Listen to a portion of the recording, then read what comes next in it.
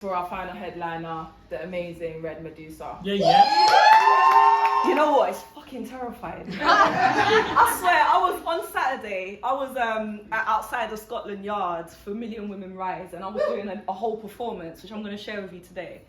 And I found it so much easier performing in front of hundreds and thousands of people than you lot. Like, no shade, yeah. But like, so I have to say that first of all, you guys need to know I'm autistic. So sometimes my speech might come out a bit funny, and sometimes I might not look you in the eye. Don't take it personal, it's just how I am.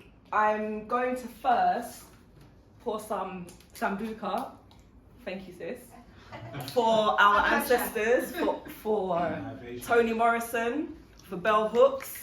As a representative of the West African tradition of Lukumi, and initiate, it's important for me to acknowledge them. So if you want to, just think about the people that have passed. This also goes to my auntie Margot, who passed away last week. Woo! So yeah, this is for them, yeah? So just, sorry Rug, but it is what it is. Yeah. All right.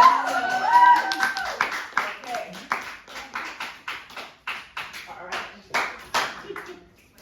All right, so has everyone had a nice International Women's Day, even though we are women like every day, and we are black every day if you're a black woman? Yeah.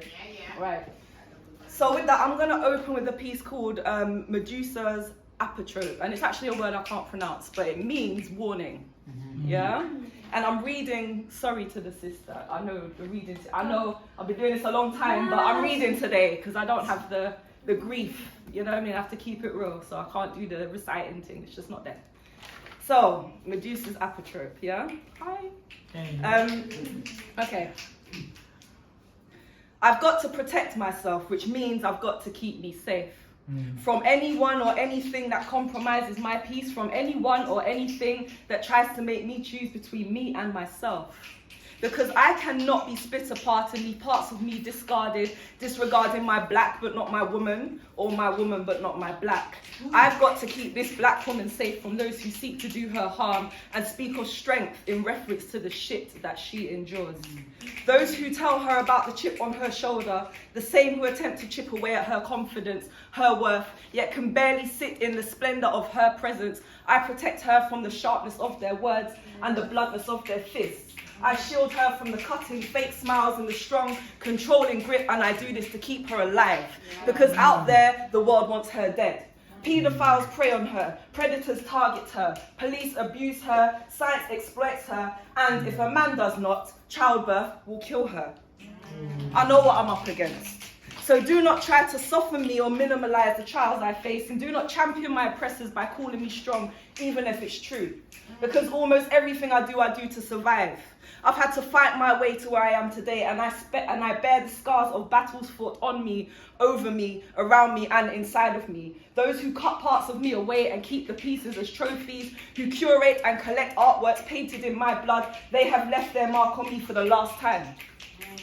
When they come for me again, I will be ready. I will sever heads and hands, I will turn mortals into stone, and the screams and cries and moans of those women burnt, drowned and raped will colour the air red, becoming the backdrop of a vengeful slaughter. Women, mothers, aunts and daughters will awaken from their slumber to be adorned in armour forged by hands that delivered children into this world and are now ready to take lives out of it. We will bear our breaths, cooling down spirits and chanting to drumbeat, swaying our hips and lifting our feet, singing and shaking, burning and breaking, looting and shooting until we are heard. And when those grounds shake and swell up to open and swallow, reclaiming injustice back from which the hell it came, and when its blood has finally finished staining the earth and its poison no longer rots away at the hearts of the good, we will throw down our swords and put down our torches. We will wrap up our hair and wear our regal dress, our thirst for equality and balance to dress, and I will finally rest, not needing to protect my black or my woman, instead reveling in the everything that I am, celebrated, imitated, and everything beautiful in between, reclaiming my place in the cosmos as queen.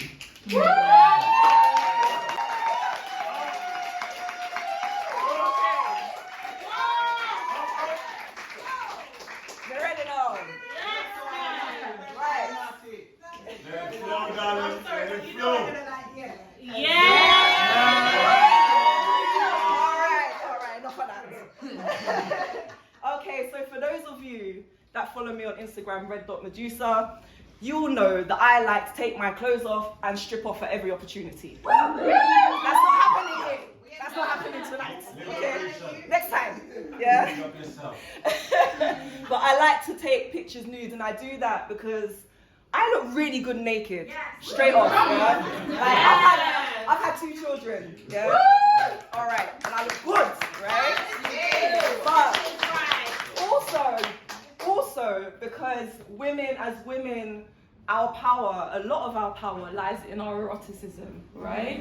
Audre Lorde spoke a lot about the fact that as women we are taught to deny our power as our erotic power and see it as some sort of sordid instrument, right? But I claim that shit because, like I said, I look good naked.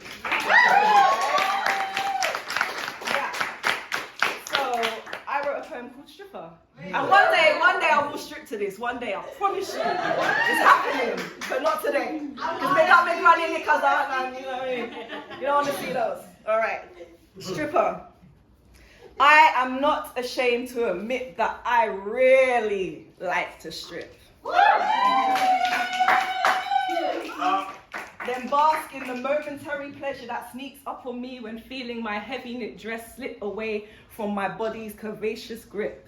The satisfying sound as it lands on the floor with a thud.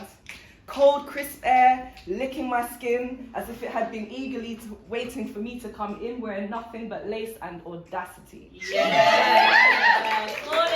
Nothing but lace and audacity. It's all the audacity. Yeah. When I'm alone and naked, I expose the most authentic me.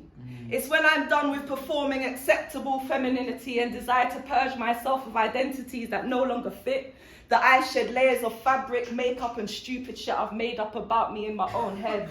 So, when I undress and sacrifice my body in front of the public's gaze and upon the altar of the lens, cycles that reinforce the illusion of my conformity are exiled to remain in my past, and I build a future with my flesh. One that looks less like social success and more like a visual prayer to the me who exists on a higher frequency. She who gives less fucks than a nun. She whose only concerns are to live, feel, and have fun.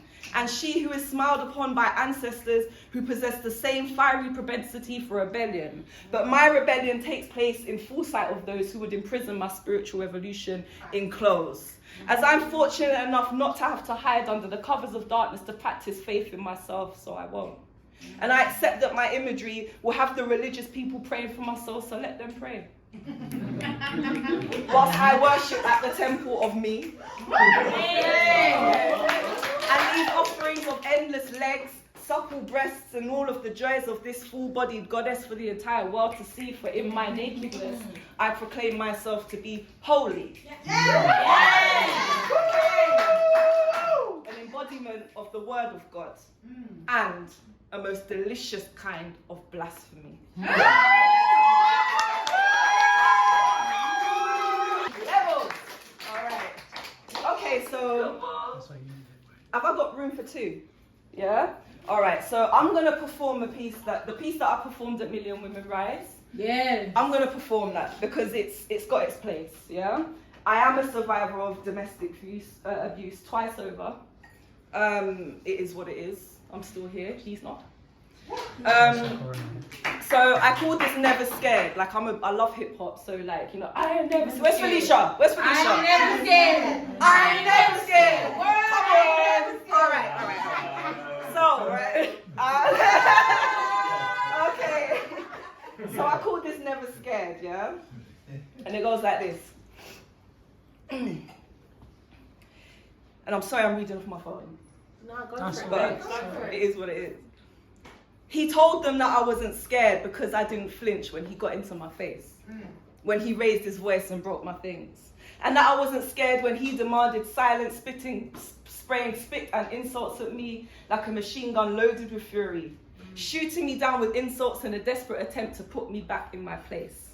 I stood there cool as a whitewashed wall, absorbing his bullets, feeling their heat lodge within my psyche whilst I wore that wall's blank expression and worked to mask the cracks and holes he'd left embedded in my spirit.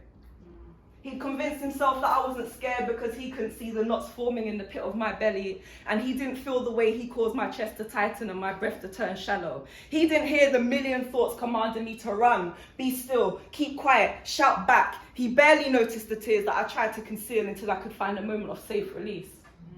But I was afraid. I was afraid that one day I might be one of the three women killed every week because I dared to answer back, to give him lip. And I was afraid that he might smash up my house because I ran my mouth. And even when I found the courage to share this, I was rightly afraid that I'd be disbelieved, that his friends would back him out of a sick sense of loyalty. We all know too well that society will ask why I didn't leave even though I had already left. As if leaving could ever stop an abuser from enacting abuse on another. The truth is, I didn't flinch because he wasn't the first to make my voice shake. Many before him have visited violence upon me. I'm sure that they would have me believe that I am to blame and that my experiences are a result of the poor choices that I've made. But I refute that as a convenient excuse. Because it's hard to see a white flag in a sea of red flags when a sea of red flags is all you've ever known. And it's hard to see the warning signs when the warning signs are normalized and sexism is institutionalized, and then we witness victims being victimized by agents that were hired and we paid to protect us. Men are murdering us daily because society neglects us. And then we're gaslit into believing that this shit reflects us. As if compliance to make patriarchal norms ever made men respect us. Nah. I won't internalize the blame for the violence that men enact and we are forced to tolerate. So to every sister listening, discard any ounce of shame you've carried because it doesn't belong to you. And if nobody believes you, I do, because I see my scars in yours. I see your stories in mine. I recognize that fear and anger behind your eyes because I'm enraged too. You are not crazy. You are not taxed. You do not have a problem. You are not confused. And the abuse you've become used to is not just domestic, it's systematic and programmed into the mechanics of every home and institution, from the police to the PM, from nursery to university, in management and the economy, in media and in policy, in maternity and oncology. Our country's leaders refuse to criminalize sexism and misogyny and hide behind empty promises and meaningless apologies. So we must continue to push back until they take accountability. And when that day comes, we won't have to pause to consider the potentially fatal consequences of speaking out. We won't silence ourselves for fear of being beaten up if we shout back. We won't have to weaponize and weave door keys between our fingers after dark. We won't have to walk against the traffic or take the long way home because men make it dangerous for us to walk through the park. We won't have to police the police or our tones or the way we dress. We won't have to write poetry about men being oppressors. One day, we won't have to live like our lives are constantly under fucking threat. One day.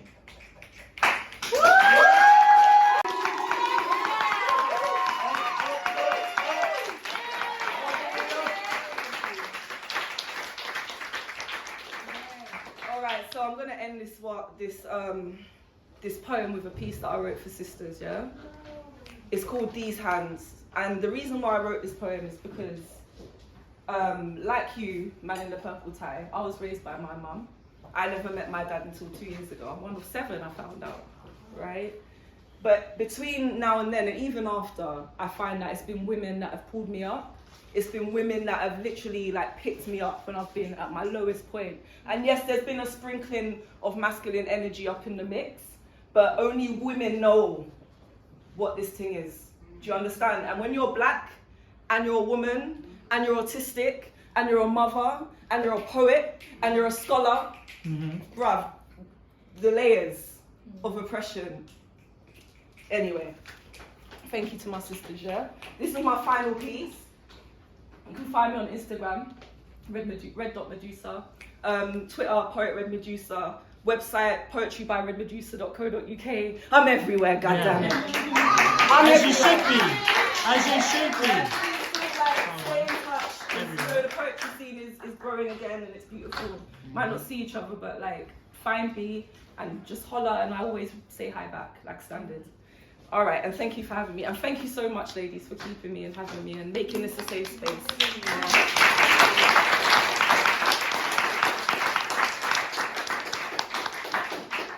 Killer's a bad boy poet. What you are, though? These hands. These not meant to trip up blood.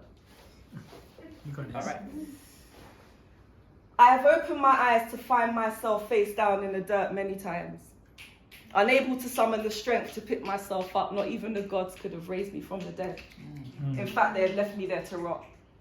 There have been times when my mouth could not open, sound could not escape, and my cries for help were silent screams echoing in the darkness, and my body had married the mud it lay in, waiting to be digested and absorbed back into the womb of the earth.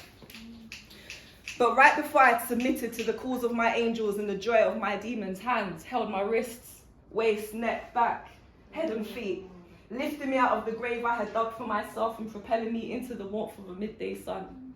And that warmth warmed those hands which wiped my eyes, clearing my vision so I could see my path ahead.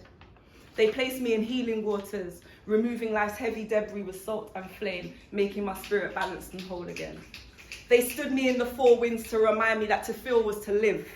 And once I was dry and breathing again, naked and reborn, these hands draped me in white cloth, clothing me with the wisdom of sages, adorning my ears with gems buried in the minds of the ancients who had come and gone before I was being put together again, made whole and fed with knowledge.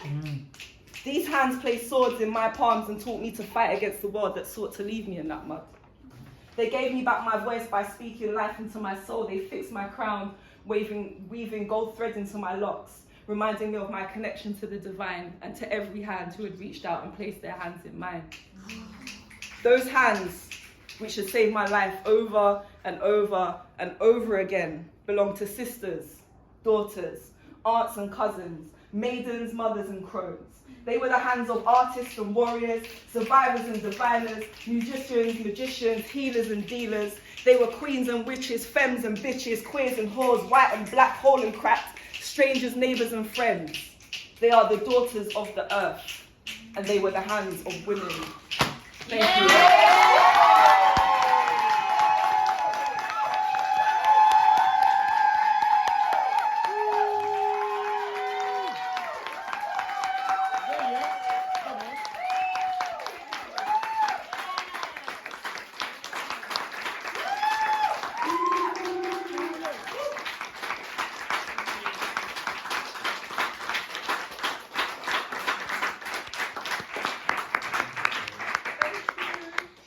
Thank you.